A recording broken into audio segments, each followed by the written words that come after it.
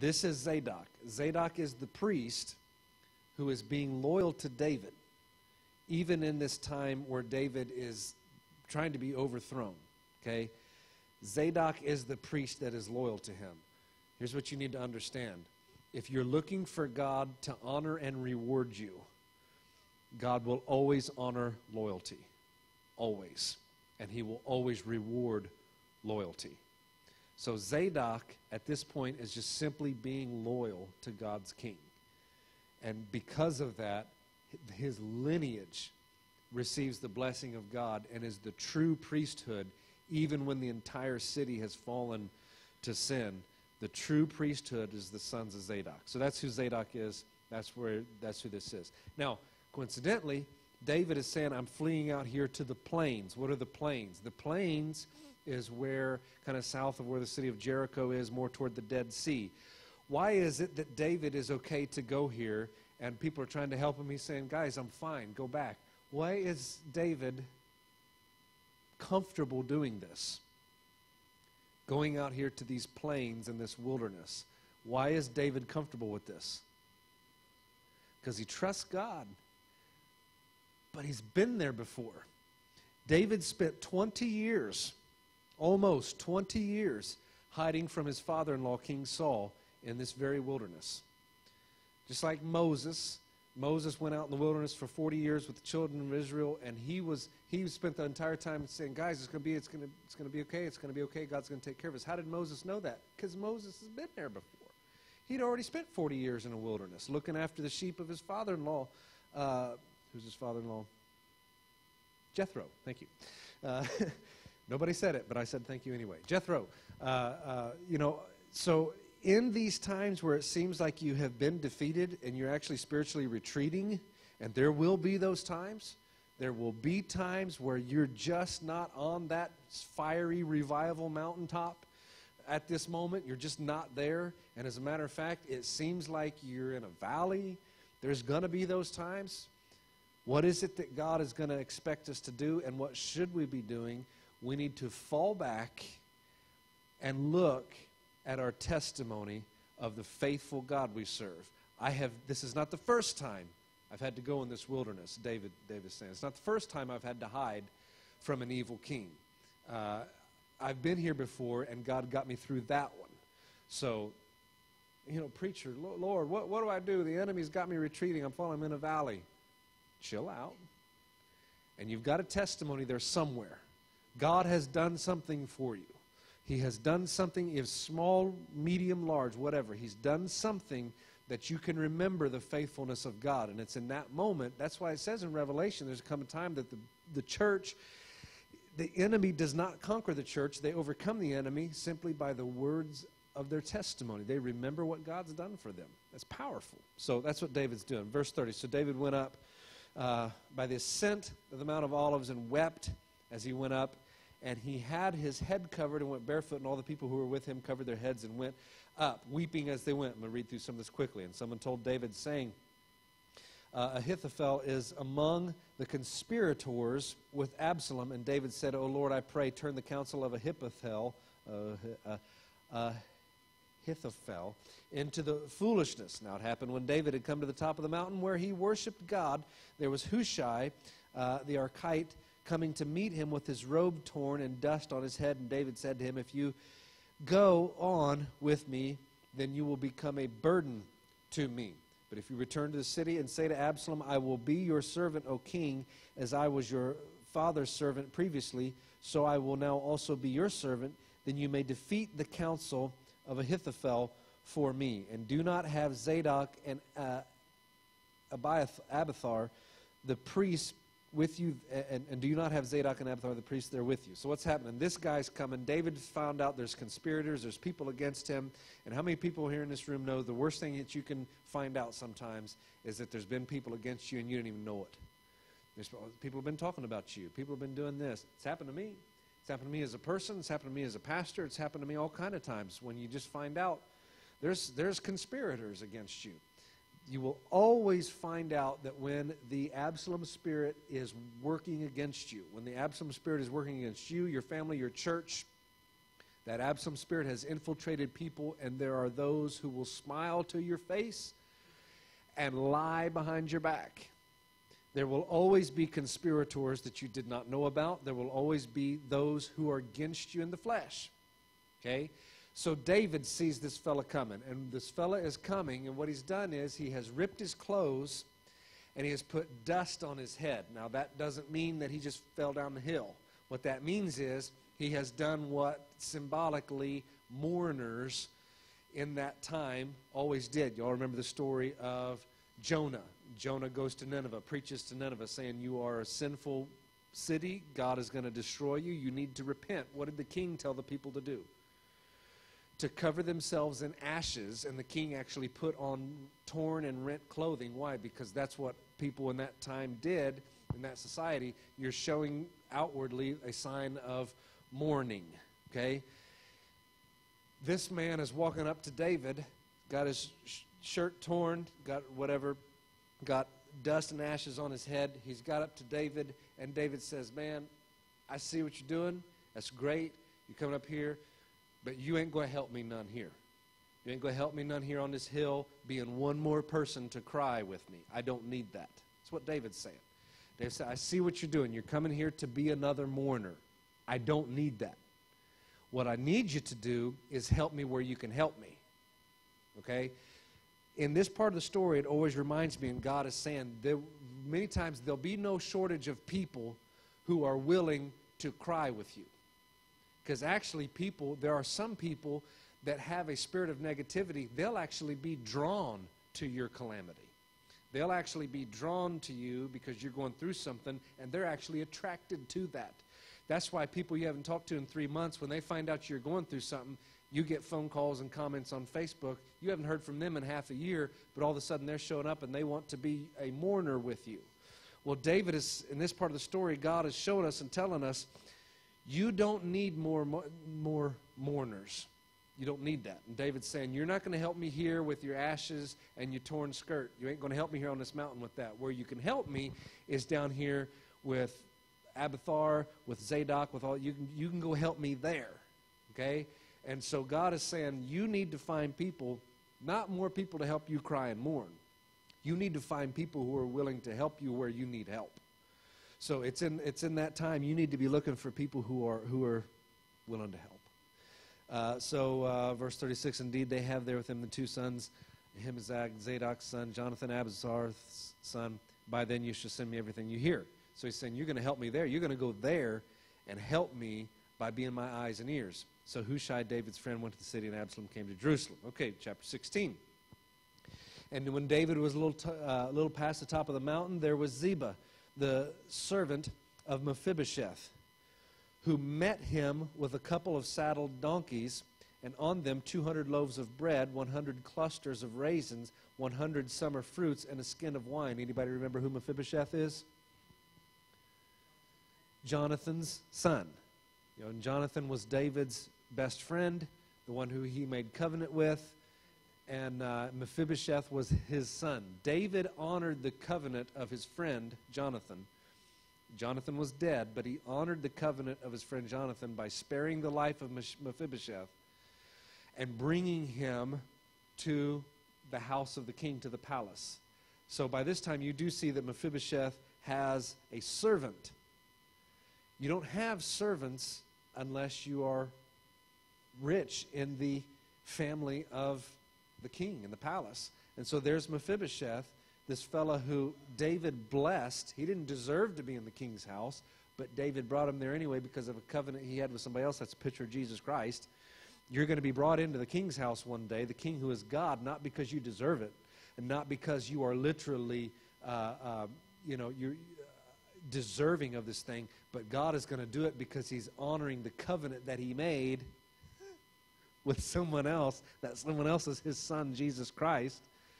So he's honoring that covenant, bringing you into the palace. Mephibosheth is now doing what? He's bringing out donkeys. He's bringing out 200 loaves of bread, 100 cluster of raisins, 100 summer fruits, a skin of wine, all this stuff. He's bringing out stuff that David's going to need. Why? Because God has made sure all this time that David sowed into somebody through honor. He honored and was loyal to his friend Jonathan and was loyal to and sowed into the life of Mephibosheth. Remember, loyalty. God rewards loyalty. So now when David is in need, guess who's coming to help him? God's going to use him to meet his need. The very person who David himself blessed. The very person who David sowed into Mephibosheth all those years ago. So God is saying, don't you worry about this thing. I have brought you along the way, sowing into where you've sown into in the past, because one day you're going to reap a harvest from it. One day you might be in the valley, and God's going to bring some help to you in ways you've sown into this in the past. So that's why I always say, I never miss an opportunity, small or large, whatever I can do, to sow into whatever opportunity God's given me. Now, not every opportunity you come across is something God gave you, but I do know this. We all pray for the Lord to give us stuff, right? We all pray for the Lord to do this, do that. We need the Lord to do this. We need the Lord to do that. I have learned in my time, God answers those prayers 99% of the time, not by giving you fully 100% what you need, but He will give you an opportunity. Opportunities are things you need to sow into. That means God just opened the door, and now you're ready to sow into. You say, never miss an opportunity that God's giving you a chance to sow into something, because you never know what valley you're going to be in later, and God can use the very thing you sowed into to come and help you. So if I don't stop every 2 verses, we're never going to be done. So I need to keep going. Verse 2, and the king said to Ziba, what do you mean to do with these? Ziba said, the donkeys are for the king's household to ride on, the bread and the summer fruit for the young men to eat, and the wine who's faint in the wilderness. The king said, and where is your master's son? Ziba said to the king, indeed, he is staying in Jerusalem, for he said, today the house of Israel will be restored to the kingdom of my father to me. So the king said to Ziba, here, all that belongs to Mephibosheth is yours. And Ziba said, I humbly bow before you that I may find favor in your sight, my lord, O king. This whole story is about people seeing the opportunity to be loyal, even in the calamity, even in the valley, be loyal. Verse 5, now when King David came to Bahurim, there was a man from the family of house of Saul whose name was Shimei, son of Gerah, coming from there. And he came out cursing continuously as he came. And he threw stones at David and all his servants, and King David and all the people, and all the mighty men were on his right hand and on his left. And Shimei said thus when he cursed, come out, you bloodthirsty man, you rogue.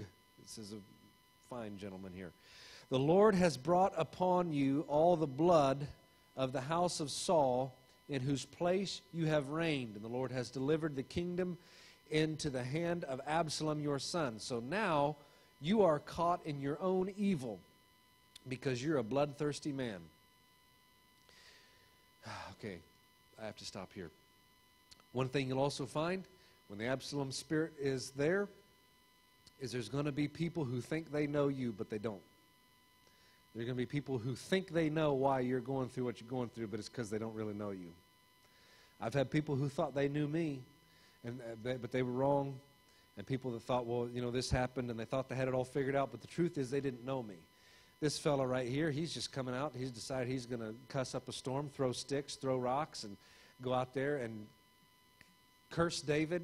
He's saying, I know what's going on. It's you're a bloodthirsty man, and this is bringing back evil on you because of the house of Saul and all this stuff. See, he didn't know David.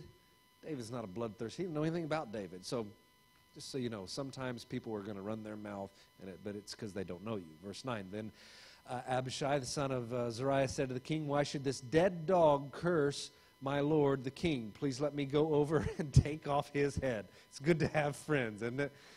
Let me go over and take off his head. But the king said, what have I to do with you, your sons of Zeruiah? Let him curse, because the Lord has said to him, curse David. Who then shall say, why have you done so? David said to Abishai and his servants, see how my son who came from my own body seeks my life? How much more now this Benjamite? Let him alone. Let him curse, for so the Lord has ordered him. It may be that the Lord will look upon my affliction, and that the Lord will repay me with good for his cursing, this day. Now, what in the world is David talking about? This guy is cursing me, and God ordered him to do it. What in the world does he mean by that? Why would God order somebody to curse him? I have discovered this in my time. The worse that the enemy throws at you in the valley, the bigger the blessing on the mountaintop. Okay? The more you overcome in the valley, the bigger the reward will be when you come out of that valley.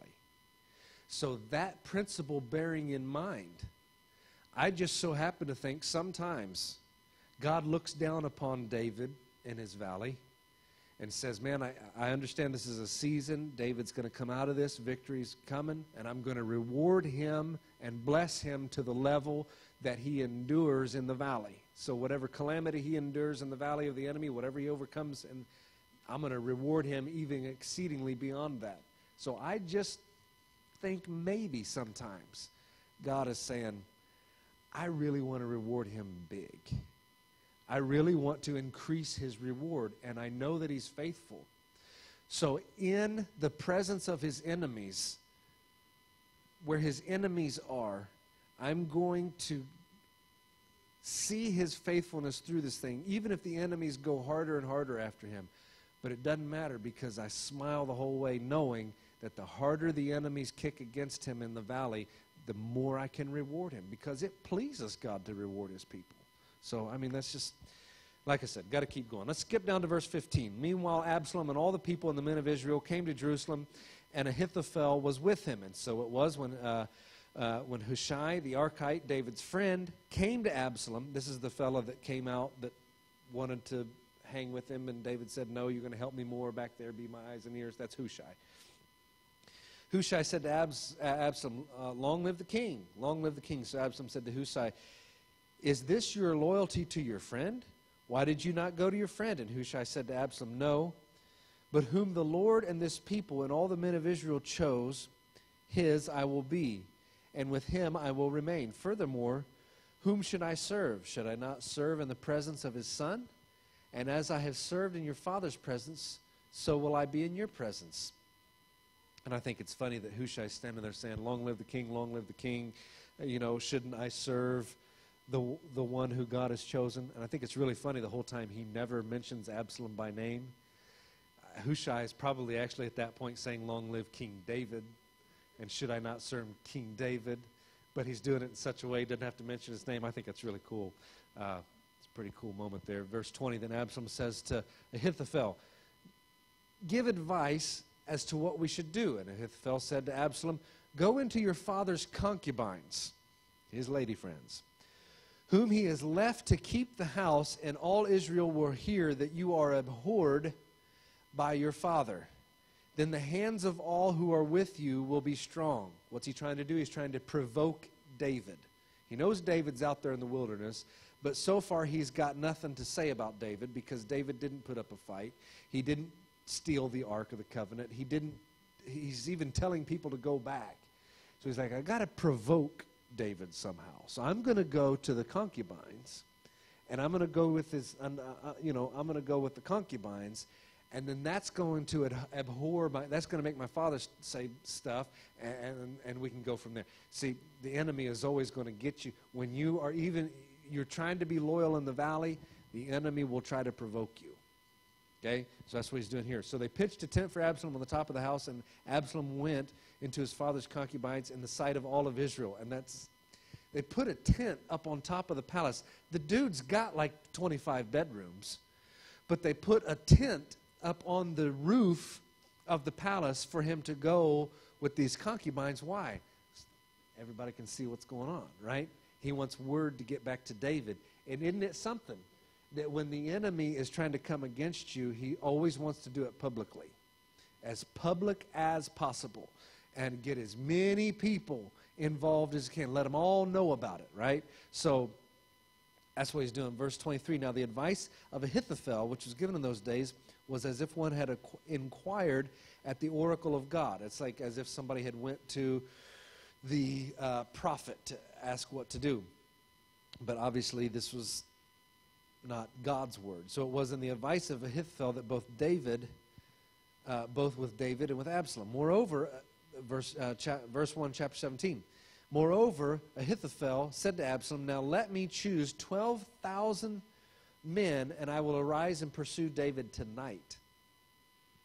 I will come upon him while he is weary and weak, and make him afraid. And all the people who are with him will flee, and I will strike only the king. And then I will bring back all the people to you. When all return, except the man whom you seek, all the people will be at peace. And the saying pleased Absalom, the elders of Israel. Then Absalom said, now call Hushai, the Archite also, and let us hear what he says too. And when Hushai came to Absalom, Absalom spoke to him, saying, Ahithophel has spoken in this manner. Shall we do as he says? If not, speak up. Hushai is David's basically spy. Okay.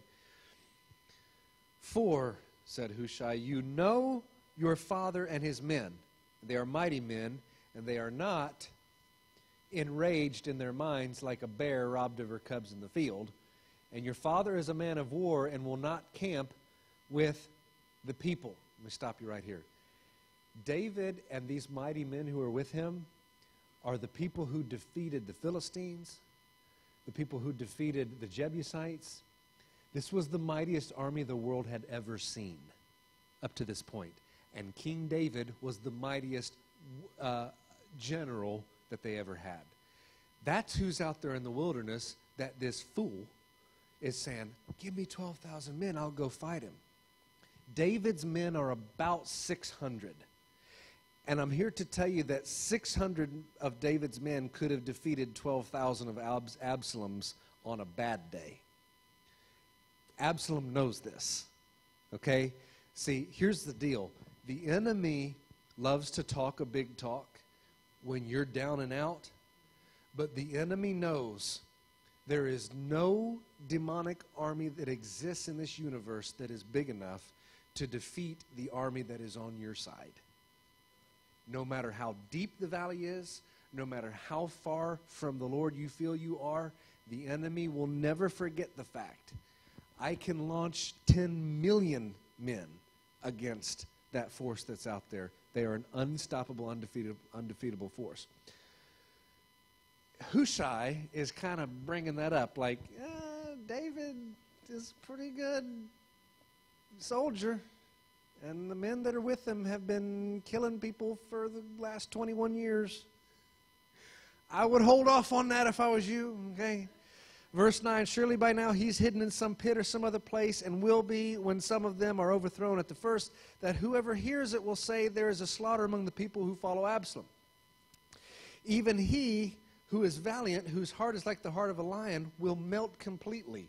For all Israel knows that your father is a mighty man, and those who are with him are valiant men. Therefore I advise that all of Israel be fully gathered to you, from Dan to Beersheba, like the sand that is by the sea for multitude, that you go to battle in person.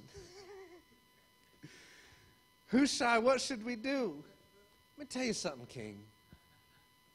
I think you ought to go out there and fight him. Okay? So it will come upon him in some place that he may be found, and we will fall on him as the dew falls on the ground, and of him and all the men who are with him there shall be not be left much as one. Moreover, if he has withdrawn into a city, then all of Israel shall put ropes to that city, and we will pull it into the river until there is not one. Pull it into the city and pull it into the river. There's not one stone found there. So Absalom and all the men of Israel said, the advice of Hushai the Archite is better than the advice of Ahithophel. For the Lord has proposed to defeat the good advice of Ahithophel, to the intent that the Lord might bring disaster on Absalom. Then Hushai said to Zadok and Abiathar the priests, thus and thus. So Ahithophel advised Absalom and the elders of Israel, and thus I have advised. Now therefore send quickly and tell David, saying, do not spend this night in the plains of the wilderness, but speedily cross over, lest the king and all the people who are with him be swallowed up. Now Jonathan and Ahimaaz stayed at Enrogel, for they dared not be seen coming into the city. So a female servant would come and tell them, and they would go tell King David. Nevertheless, a lad saw them and told Absalom, but both of them went away quickly and came to a man's house in Bahurim who had a well in his court, and they went down into it. So they're hiding into this well. They don't want to let him know that word is being sent back to David. Okay? Going down to verse 23, we're going to skip. Now when Ahithophel saw that his advice was not followed, he saddled a donkey and arose and went home to his house, to his city, and he put his household in order and hanged himself and died, and he was buried in his father's tomb. Then David went to Mahanaim, and Absalom crossed over the Jordan, and he and all the men of Israel with him. And Absalom made Amasa captain of the army instead of Joab. This Amasa was the son of a man whose name was Jithra, an Israelite, who had gone in to Abigail, the daughter of Nahash, sister of Zeruiah, Joab's mother. So Israel and Absalom encamped in the land of Gilead. Keep going. Now it happened, when David had come to Mahanaim, that Shabai, the son of Nash, from Ratha, the people of Ammon, Machir, the son of Amalel, and from Lodebar, and Barzillai, the Gileadite, from Rajalim. This, you know, you're in the New Testament when you go through a verse like that, okay? And most of the time, you don't got to understand all these words or even what they mean or who these people are, because you understand there's different people doing stuff. Verse 28, this guy brought beds and basins, earthen vessels, wheat, barley, flour, parched grains and beans, lentils and parched seeds, honey and curds and sheep and cheese of the herd for David and the people who were with him to eat, for they said, the people are hungry and weary and thirsty in the wilderness. So you do understand what's happened is Absalom, his army, he's changed the generals. No longer is the general of the army Joab. Joab was the fellow who defeated the Jebusites, conquered Jerusalem for David. David said, whoever conquers the Jebusites, I'll make you the general of the army. That was Joab. So Joab has been David's second in command for many years. The leader of the army. Absalom says, I don't want my father's general, I want my own general. So he puts his own general in place. He says, we're going out here to find David and his men, we're going to kill him. And so they're going out there in the wilderness. Word has been sent to David that this is happening. David and his people, they've crossed over. They're not where Absalom thinks they're going to be. So things are getting kind of heated here. Verse 18, or chapter 18, verse 1, and David numbered the people who were with him and set captains of thousands and captains of hundreds over them. Then David sent out 1/3 of the people under the hand of Joab, 1/3 under the hand of Abishai, son of Zeruiah, Joab's brother, and 1/3 under the hand of Ittai the Gittite. The king said to the people, I also will surely go out with you myself. But the people answered, you shall not go out, for if we flee away, they will not care about us, nor if half of us die, they will care about us. But you are worth 10,000 of us now, for you are now more help to us in the city. The king said to them, whatever seems best to you, I will do. So the king stood beside the gate, and all the people went out by the hundreds and by thousands. What this says to me is sometimes there's battles that you got to come back from, and sometimes the best thing you can do is simply stay where God's put you. You don't have to be the fighter this time. You don't have to be the one going out to do this. God's going to take care of this. Nearly all the battles that I've fought in my life spiritually that has got me into the valley, into the feeling like I have lost the battle, all those times, nearly every time I've come back not because I grew the strength to come back and fight off the enemy. No, actually what happened was God saw to it that his army fought the enemy, and I didn't have to. So that's just something to think about there. Now the king commanded Joab, Abishai, and Ittai, saying, deal gently for my sake with the young man Absalom. And all the people heard when the king gave all the captains orders concerning Absalom. Basically he said, guys, don't kill my son. I understand he's behind all this, but he's my son. Don't kill him. So the people went out into the field of battle against Israel, and the battle was in the woods of Ephraim. The people of Israel were overthrown there before the servants of David, and a great slaughter of 20,000 took place there that day. You don't mess with David's army. You just don't.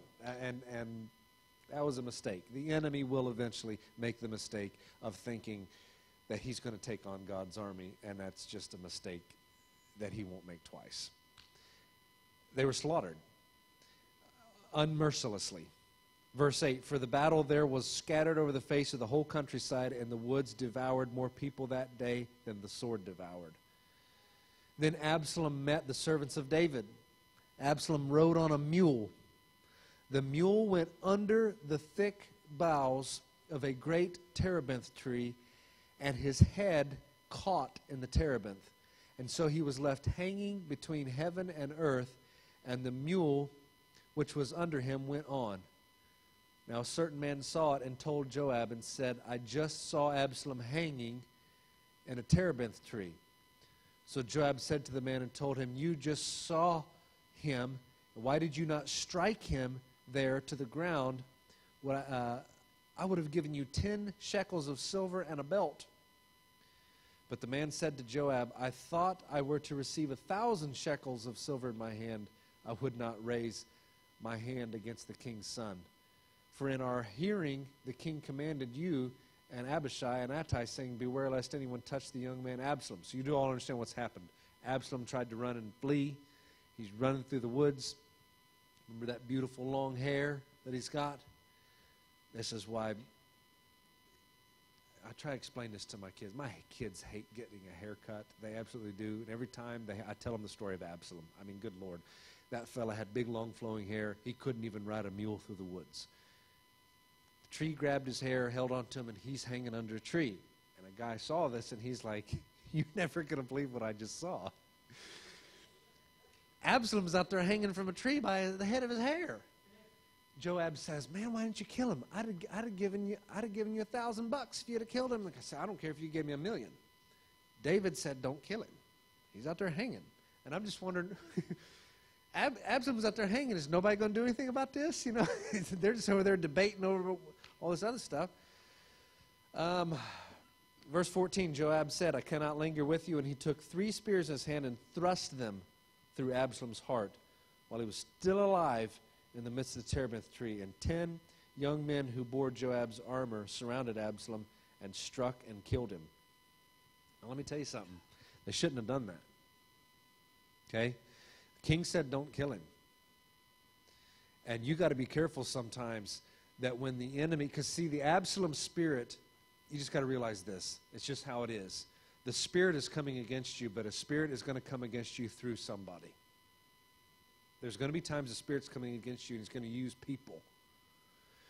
And God wants to let you know, look, I can get you through this. You don't got to spiritually kill that person to get through this. You don't have to do it. You don't have to spiritually hurt them. I understand what they've done to you. You do not need to bring them spiritual harm in all of this. I can get you through. This is what the Lord has shown me so many times.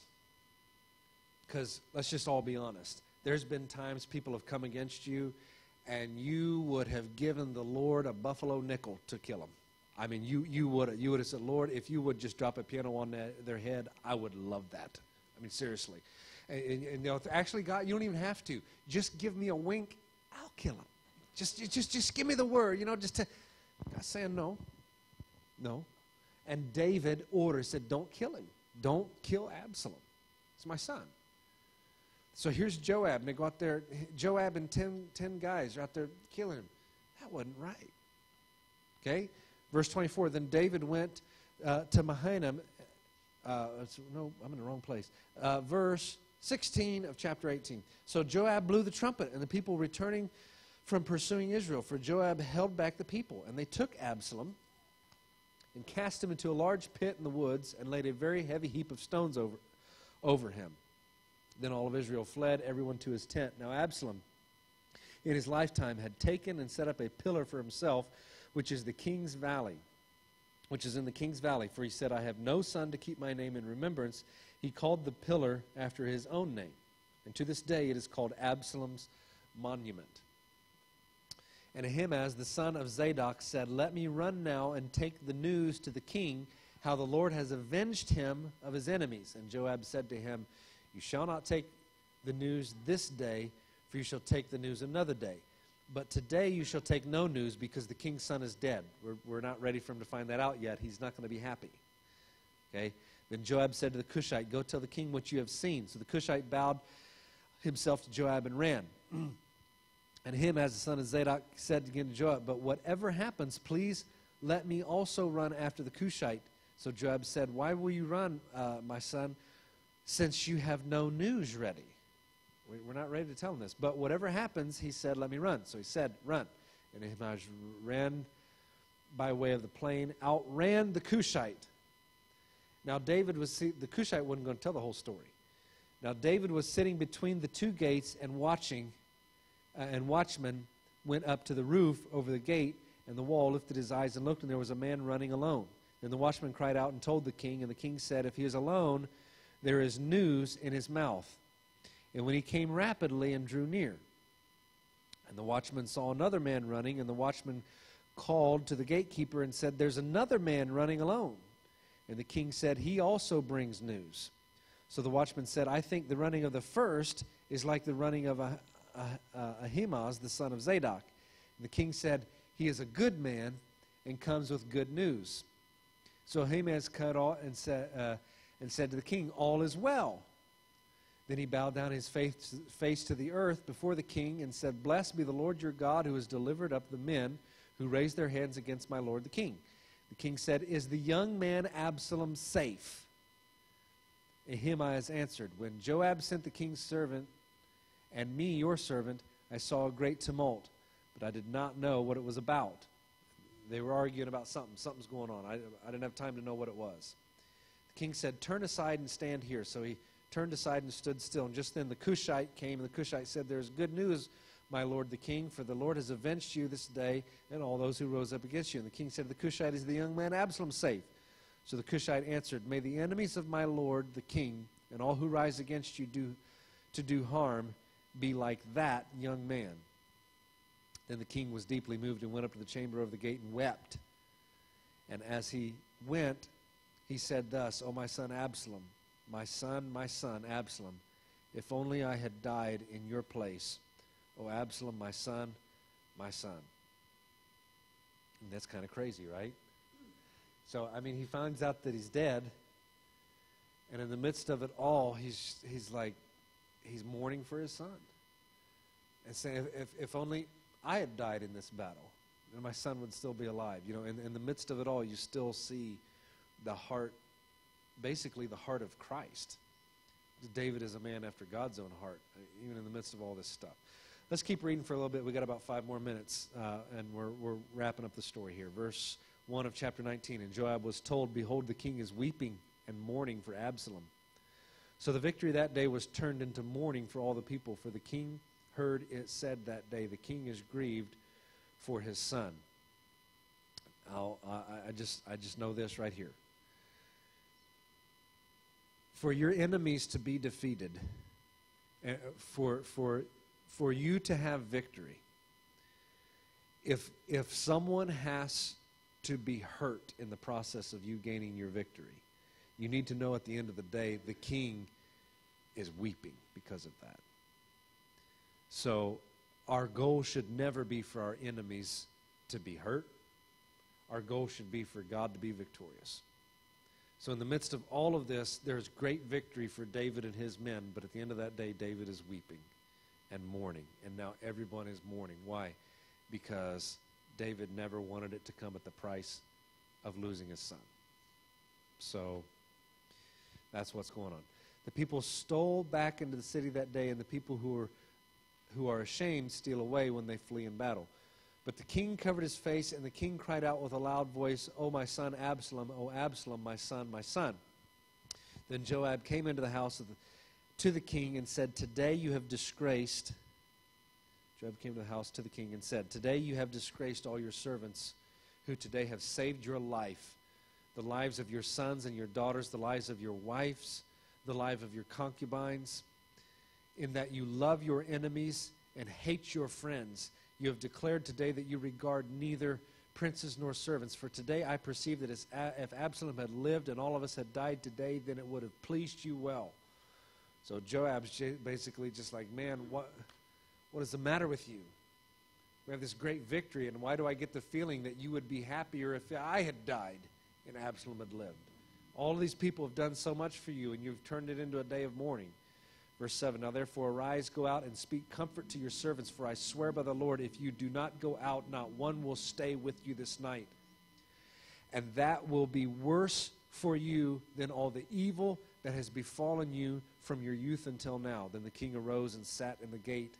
And they told all the people, saying, there is the king sitting in the gate. So all the people came before the king, for everyone of Israel had fled to his tent. And all the people were in a dispute throughout the tribes of Israel, saying, the king saved us from the hand of our enemies. He delivered us from the hand of the Philistines. Now he has fled from the land because of Absalom. But Absalom, whom we anointed over us, has died in battle. Now therefore, why do you say nothing about bringing back the king? So King David sent to Zadok and Abiathar the priests, saying, speak to the elders of Judah, saying, why are you the last to bring the king back to his house, since the words of all Israel have come to the king in this very house? You are my brethren, you are my bone, my flesh. Why then are you the last to bring back the king? And I'm just going to read a little bit more here. And say to Amasa, are you not my bone and my flesh? God do so to me, and more also, if you are not commander of the army before me, continue in the place of Joab. So he swayed the hearts of all the men of Judah, just as the heart of one man. So they sent this word to the king, return you and all your servants. Then the king returned and came to the Jordan. And Judah came to Gilgal, and to all, or go to meet the king and escort the king across the Jordan. And Shimei the son of Gera, a Benjamite, who was from Baharam, hurried and came down with the men of Judah and met King David. And there were 1,000 men of Benjamin with him, Ziba, the servant of the house of Saul, and his 15 sons and his 20 servants with him. And they go over the Jordan before the king. David is being brought back into the city. Now here's what you got to understand. The people are very confused as to what's going on, because one minute David's king, then his son is king, and David has fled. Now there's a great battle, and a bunch of people have died, and now we don't know what to think. Somebody needs to declare the truth in this situation, because we all need to know what's going on. David is out in this wilderness crying and weeping over his son.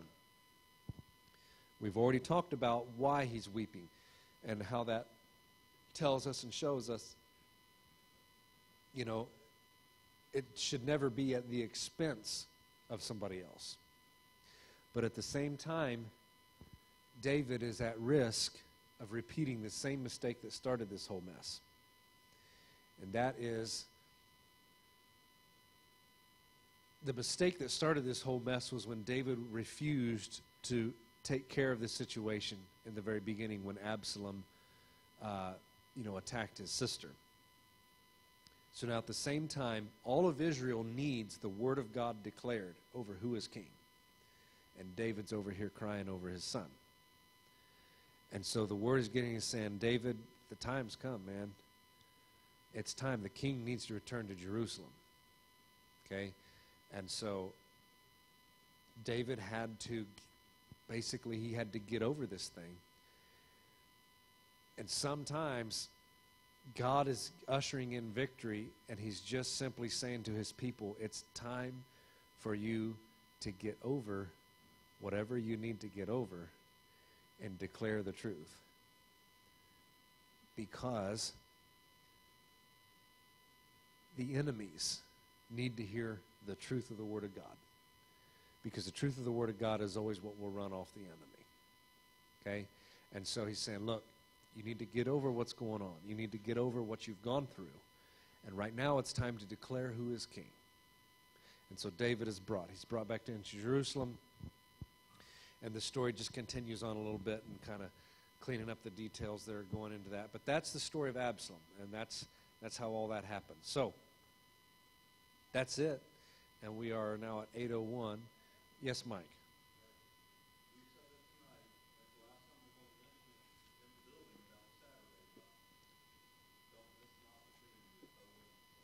Amen.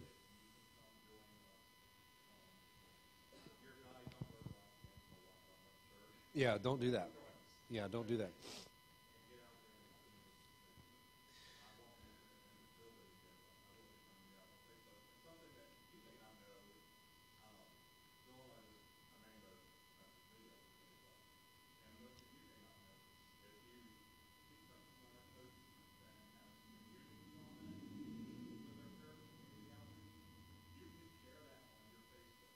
Yeah.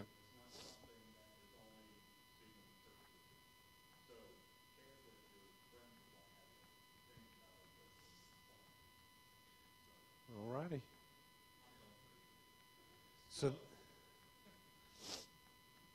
So that's it.